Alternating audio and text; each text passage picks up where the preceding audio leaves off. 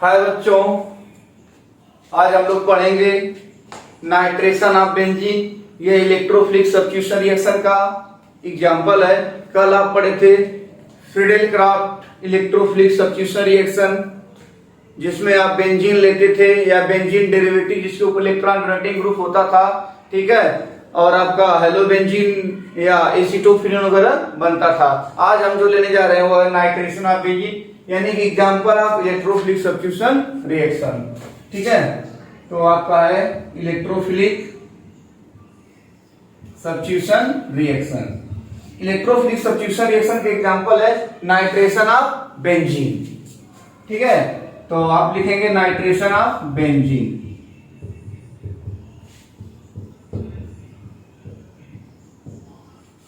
Nitration of benzene, ठीक है। तो नाइट्रेशन ऑफ बेंजीन में क्या है, यानी बेंजीन का रिएक्शन नाइट्रेटिक मिक्सचर से कराएंगे। नाइट्रेटिक मिक्सचर मतलब कंसंट्रेटेड H2SO4 होगा और कंसंट्रेटेड आपका नाइट्रिक एसिड होगा। आपस में रिएक्शन करने के बाद नाइट्रोनियम आयन देंगे जो कि बेंजीन के ऊपर अटैक करेगा। ठीक है, उसका मैक्सिमम भी बताएंगे। पहले आपको मैं रिएक्शन लिखता हूं। रिएक्शन आपका है,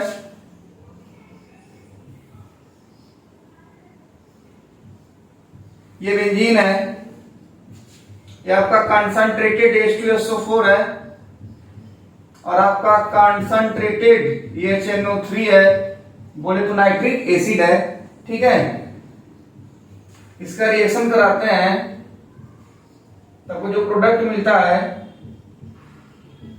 वो मिलता है नाइट्रोबेंजीन। क्या मिलता है? नाइट्रोबेंजीन। यानी आपका बेंजीन है और ये आपका नाइट्रोबेंजीन है। ठीक है, यह दोनों आपस में रिएक्शन करने के बाद जो इंटरमीडिएट देते हैं उसका नाम होता है नाइट्रोनियम आयन। क्या होता है? Nitronium ion.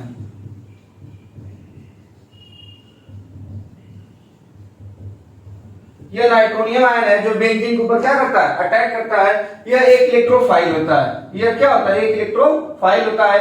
इलेक्ट्रोफाइल को E+ से क्या करते हैं? दिखाते हैं। इलेक्ट्रोफाइल को क्या करते हैं? E+ से दिखाते हैं। ठीक है, तो ऐसा करते हैं। ये तो आपका रिएक्शन था। क्या था? रिएक्शन था। बेंजीन की जगह और भी चीजें ले सकते हैं, बेंजीन डेरिवेटिव, लेकिन यह शर्त है कि बेंजीन के ऊपर इलेक्ट्रॉन डोनेटिंग ग्रुप प्रेजेंट होना चाहिए। ठीक है, तो आप इस रिएक्शन को कंप्लीट कर लीजिए। ठीक है, फिर मैं इसका मैकेनिज्म बताने चला आपको। ठीक है, आइए इसका मैकेनिज्म देखते हैं। उम्मीद करते हैं इसको आप समझ गए होंगे, बहुत आसान है। ठीक है, यानी बेंजीन ले लेंगे या बेंजीन डेरिवेटिव लेंगे जिसके ऊपर इलेक्ट्रॉन डोनेटिंग ग्रुप अटैच होगा, उसका रिएक्शन नाइट्रेटिक मिक्सचर से कराएंगे। नाइट्रेटिक मिक्सचर बोले तो H2SO4 और नाइट्रिक एसिड आपस में रिएक्शन करने के बाद आपको क्या प्रोड्यूस करता है? Nitronium ion. नाइट्रोनियम आयन का रिएक्शन, ठीक है, बेंजीन से होता है, क्या बन जाता है? नाइट्रोबेंजीन। आइए मैकेनिज्म देखते हैं, एकदम धुआंधार।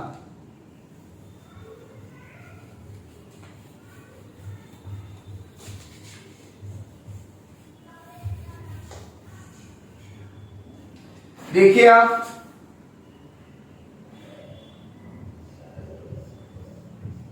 ये आपका है H2SO4,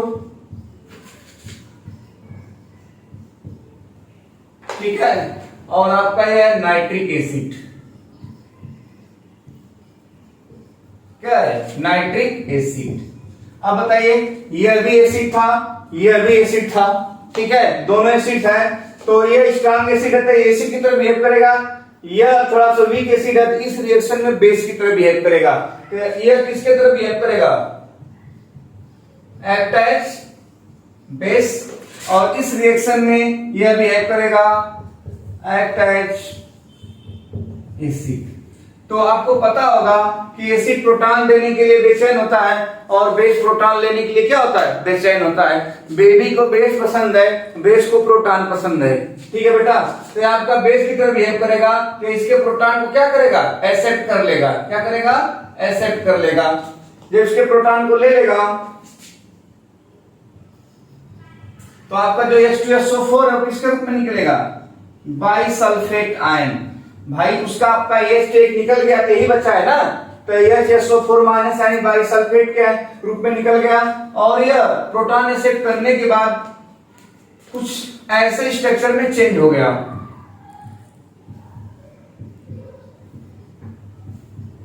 नाइट्रिक एसिड।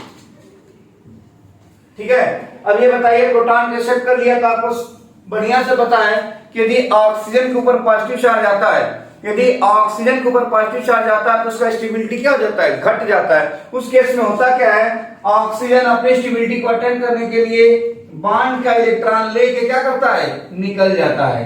बॉन्ड का इलेक्ट्रॉन लेके क्या करेगा, निकल जाएगा। जब बॉन्ड का इलेक्ट्रॉन लेके निकल गया तो किसके रूप में निकला, वाटर के रूप में निकला। और एन पे कैसा चार्ज आ गया, पॉजिटिव। एन बेचारा दर्द में जीने लगा, देख लीजिए यहाँ प्लस और ये, ठीक है। इसी को कहते हैं नाइट्रोनियम आयन। इसी को क्या बोलते हैं, नाइट्रोनियम आयन। आपका यह नाइट्रोनियम आयन को आप ऐसे भी लिख सकते हैं NO2+। यही नाइट्रोनियम आयन है जो बेंजीन के ऊपर क्या करेगा, अटैक करेगा। यही नाइट्रोनियम आयन है जो बेंजीन के ऊपर क्या करेगा, अटैक करेगा। इसका रिलेटिंग स्ट्रक्चर भी बनता है क्योंकि आप कोऑर्डिनेट बॉन्ड तोड़ेंगे तो टेल पे प्लस और हेड पे माइनस। तो यहाँ तो प्लस ऑलरेडी एक है, एक प्लस और आएगा, यह माइनस और यह प्लस बॉन्ड में बदल जाएगा। यानी कोई आपसे ये पूछ लेगा कि जो नाइट्रोनियम आयन रिएक्शन इंटरमीडिएट बनता है या रिएक्टिव स्पीशीज बनता है उसका कौन सा स्ट्रक्चर बेंजीन से क्या करता है, रिएक्ट करता है। तो उस केस में आप क्या करेंगे, उस केस में आपका यदि इसका रिजल्टिंग स्ट्रक्चर आपसे पूछा जाता है तो आप सीधे देखेंगे, मुस्कुराएंगे और इस बॉन्ड को तोड़ेंगे, ठीक है। कोऑर्डिनेट को तोड़ते हैं तो टेल पे प्लस हेड पे माइनस, ये पहला प्लस और नी वाला माइनस बॉन्ड में बदल जाएंगे और आपका स्ट्रक्चर कुछ ऐसा हो गया। अब बताइए, यह भी स्ट्रक्चर था, यह भी स्ट्रक्चर है। यह आपका RS1 है यानी रिजोनेटिंग स्ट्रक्चर फर्स्ट है, ये आपका RS2 है यानी रिजोनेटिंग स्ट्रक्चर क्या है, सेकंड है। ये बताइए कौन ज्यादा स्टेबल है। तो बेटा वह रिजोनेटिंग स्ट्रक्चर ज्यादा स्टेबल होता है जिसका ऑक्टेट क्या होता है, कंप्लीट होता है और जिसमें greater number of covalent bond क्या होते हैं, ज्यादा होते हैं। इसमें कोवैलेंट बॉन्ड 4 है और इसमें कितने हैं, 3 है। और इसका ऑक्टेट इनकम्प्लीट है, इसका ऑक्टेट क्या है, कंप्लीट है। यानी कि स्टेबिलिटी ऑर्डर की यदि आप बात करते हैं तो आपका RS2 ज्यादा स्टेबल होगा किससे, RS1 से। तो ये बताइए जो ज्यादा स्टेबल होता है वो लेस रिएक्टिव होता है, वो क्या होता है, लेस रिएक्टिव। और जो आपका कम स्टेबल होता है वो क्या होता है, मोर रिएक्टिव होता है। तो बेंजीन के ऊपर कौन अटैक करेगा, ये RS1। कौन अटैक करेगा, RS1, ठीक है। तो उम्मीद करते हैं कि आप मैग्नीशियम देख लिए होंगे, इसका स्क्रीनशॉट ले लीजिए, इसको मिटाते हैं, फिर से अब जो भी रेस्ट मैग्नीशियम उसको क्या करते हैं, बताते हैं। हालांकि यहाँ पे स्पेस नहीं है, मैं यहीं पे करा देता हूं, ठीक है। इसको कर लीजिए।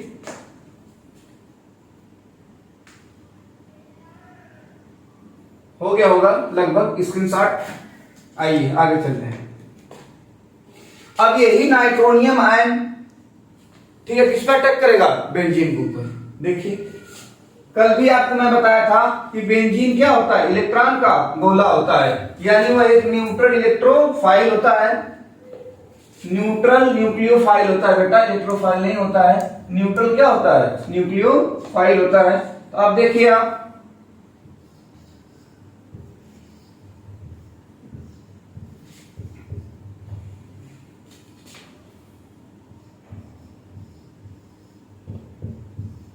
ये बॉन्ड ऐसे टूटता है, यहाँ पे नेगेटिव चार्ज आता है, यह नेगेटिव चार्ज इसको क्या करता है, एक्सेप्ट करता है और सिग्मा कॉम्प्लेक्स बनेगा। कल जैसा कि मैं आपको बना के दिखाया था, ठीक है, उसको बार बार बनाने की जरूरत नहीं है। और यहाँ पे क्या लग गया, NO2 और यहाँ पे क्या लग गया, H। ये अल्फा H कैसा होता है, एसिडिक होता है। कैसा होता है, एसिडिक होता है। और आपका ये अल्टरनेट पे क्या है, डबल बॉन्ड है जो कि पॉजिटिव चार्ज के कॉन्जुगेशन में है, ठीक है। रुकिए मैं बता ही देता हूं, ये ऐसे सिग्मा कॉम्प्लेक्स बनता है। सिग्मा कॉम्प्लेक्स का मतलब ये होता है ये पॉजिटिव चार्ज यहां से लेकर यहां तक क्या करेगा, मूव करेगा। तो इसको ऐसे करने के बाद यहाँ पे पॉजिटिव चार्ज लगा देते हैं और जस का तस, ये NO2 और ये क्या, H। इसे कहते हैं सिग्मा कॉम्प्लेक्स। अब बताइए बेंजीन के ऊपर कैसा चार्ज आ गया, पॉजिटिव। बेंजीन का एरोमेटिक कैरेक्टर लॉस हो गया तो बेंजीन पहले स्टेबल था, क्या हो गया, अनस्टेबल हो गया। तो अपने स्टेबिलिटी को अटेंड करने के लिए बेंजीन क्या करेगा, ठीक है, कि अपने प्रोटॉन को छोड़ेगा। प्रोटॉन बोले तो एसिडिक हाइड्रोजन, अब इसको लेने वाला कौन है? जो आपका बाइसल्फेट है, जो आपका क्या है? बाइसल्फेट। बाइसल्फेट बोले तो HSO4, ठीक है। आप H2SO4 से प्रोटॉन ले लिए थे तो वो बदला लेगा। अब इसका निगेटिव वाला इसके पॉजिटिव को क्या करेगा? उठा ले जाएगा। ये हाइड्रोजन एसिडिक होता है, सबको पता, अल्फा हाइड्रोजन वहां लिखा हुआ है। तब ये हाइड्रोजन अपने बॉन्ड के इलेक्ट्रॉन क्या करेगा? छोड़ देगा, और यहाँ पे जो H2SO4 है वो निकल जाएगा। आप जैसे ही H2SO4 यूज किए थे वैसे ही आपका H2SO4 क्या हो गया? निकल गया। इसका मतलब यह है कि नाइट्रेटिक मिक्सचर में नाइट्रिक एसिड होता है और H2SO4 होता है, तो उसमें जो H2SO4 होता है act as a catalyst, because reaction में यूज नहीं होता है। देखिए यह निगेटिव चार्ज और ये क्या है? पॉजिटिव। देखेंगे मुस्कुराएंगे, बॉन्ड में बदल जाएंगे और आपका क्या बन गया? NO2, यानी आपका बन गया नाइट्रोबेंजीन। क्या बन गया? नाइट्रोबेंजीन। ठीक है, तो ये मैग्नीशियम बना लीजिए। 1 मिनट का ब्रेक डाक दें, फिर आपको यह सब कुछ बताते हैं, ठीक है, कि यदि बेंजीन डेरिवेटिव, यदि कोई बेंजीन के ऊपर इलेक्ट्रॉन डोनेटिंग ग्रुप रहेगा तो 2 प्रोडक्ट बनता है, एक आर्थो और एक पैरा। तो कैसे बनता है, कौन मेजर कौन माइनर? 1 मिनट का ब्रेक है, जल्दी बनाइए।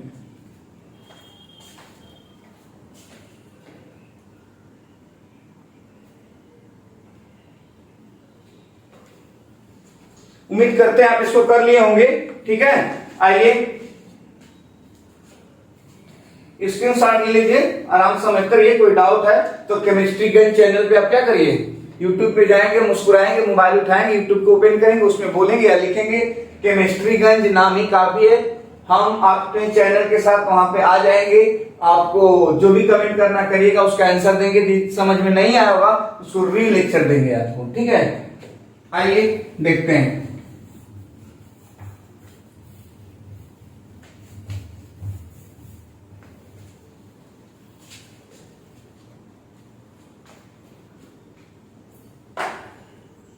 देखिए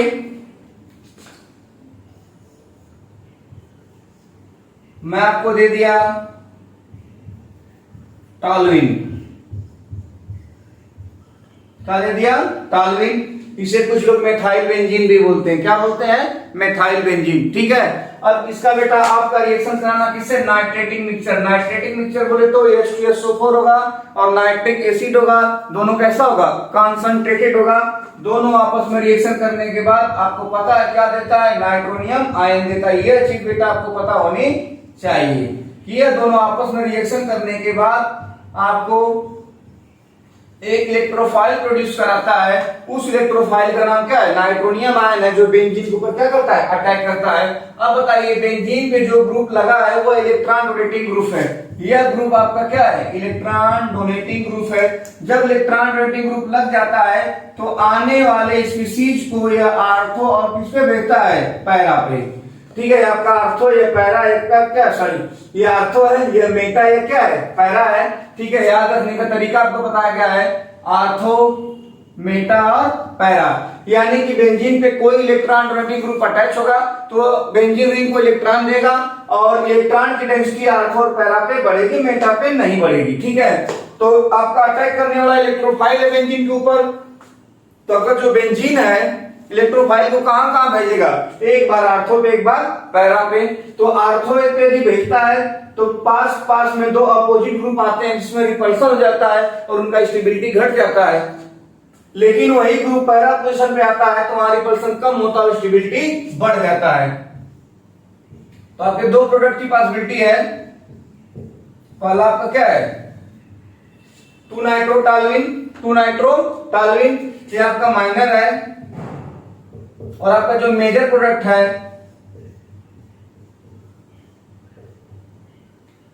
4 नाइट्रोटॉलुइन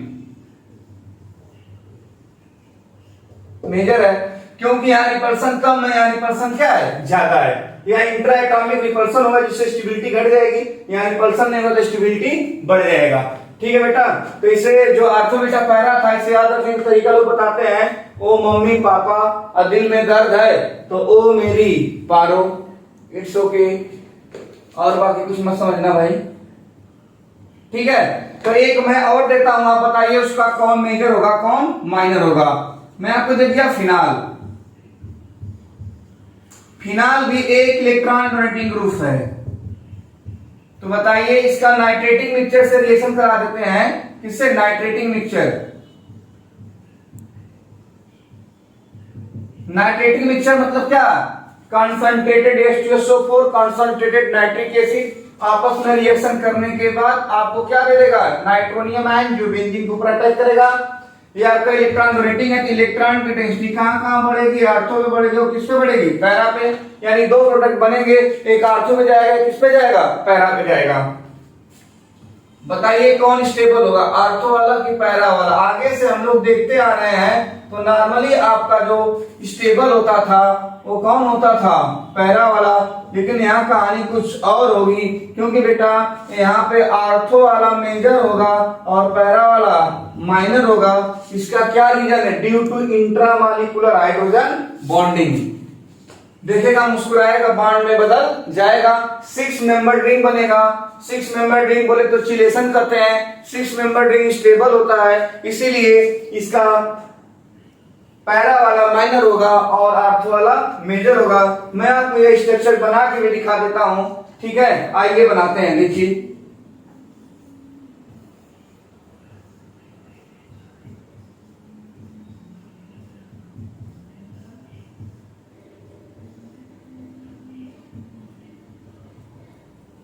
यही है आपका intramolecular hydrogen bonding. 1 2 3 4 5 6 member ring बना है।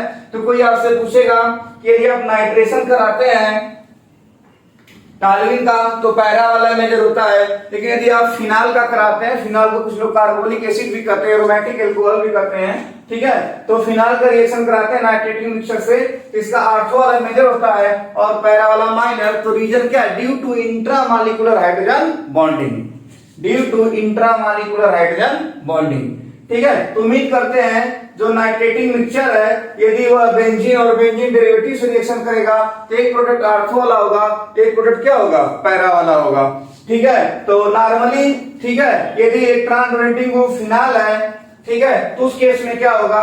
आपको आर्थो वाला क्या होगा? मेजर होगा और पैरा वाला माइनर होगा। और अदर केस में जैसे आपका टॉलुइन वगैरह इलेक्ट्रॉन डोनेटिंग ग्रुप है, हाइड्रोजन वगैरह इलेक्ट्रॉन डोनेटिंग ग्रुप है, तो उस केस में आपका पैरा वाला मेजर होगा और आर्थो वाला माइनर होगा, ठीक है? आइए एक प्रॉब्लम और देखते हैं, थोड़ा आप बनाइए। ये समझ में आ गया होगा, चाहे तो आप स्क्रीनशॉट ले लें और बनाते रहें। इलेक्ट्रॉन डोनेटिंग ग्रुप का मतलब वो होता है कि वह ग्रुप जो बेंजीन को क्या करे? इलेक्ट्रॉन प्रोवाइड करे। और आपको शायद पता होगा कि इलेक्ट्रॉन प्रोवाइड करने के 3-4 तरीके हैं। पहला आपका इंडक्टिव इफेक्ट है, दूसरा आपका रेजोनेंस इफेक्ट है, तीसरा आपका हाइपर कंजुगेशन है, ठीक है? चौथा इलेक्ट्रोमेरिक इफेक्ट है। तो जो सबसे कॉमन बात होती है वो रेजोनेंस इफेक्ट होता है, यानी कि आर इफेक्ट। और जो सेकेंड सबसे कॉमन होता है वो इंडक्टिव इफेक्ट होता है, जो कि आई इफेक्ट। आने वाले लेक्चर में वो भी आपको हम बताएंगे, उसका भी लेक्चर देंगे। अभी फिलहाल ये बोर्ड के लिए है, 12th के लिए और 11th के लिए भी है, और नीट जेईई की तो बात ही छोड़ दीजिए। उसमें तो बार बार पूछा जाता है कि नाइट्रेशन आप फिनाल करा रहे हैं तो नाइट्रेटिंग मिक्सचर जो बन रहा है, जो दिया गया है, वो क्या प्रोड्यूस करता है, उसका रिएक्टिव स्पीशीज क्या होता है? तो आप साफ तौर पे बोलेंगे नाइट्रोनियम आयन, NO2+। ठीक है, आइए एक प्रॉब्लम और देते हैं, बनाइए आप लोग।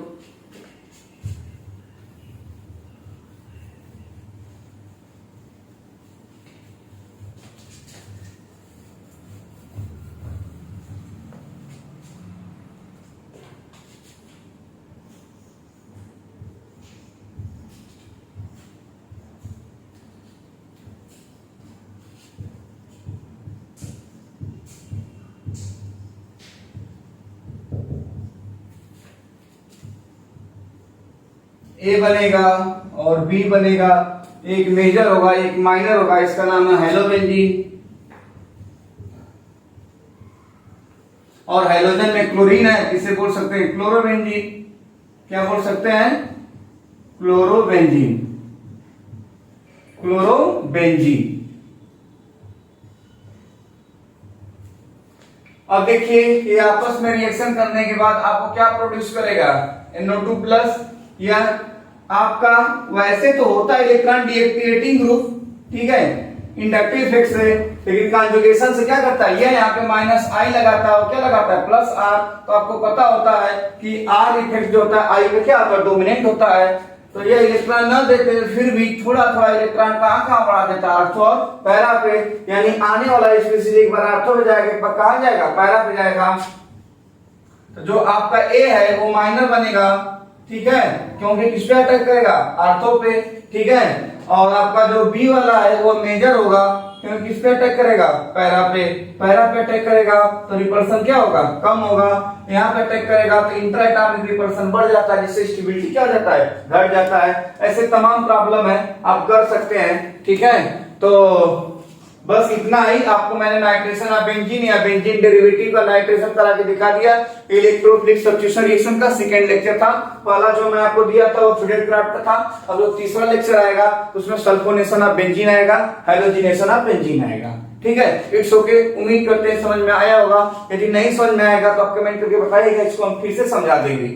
बाय।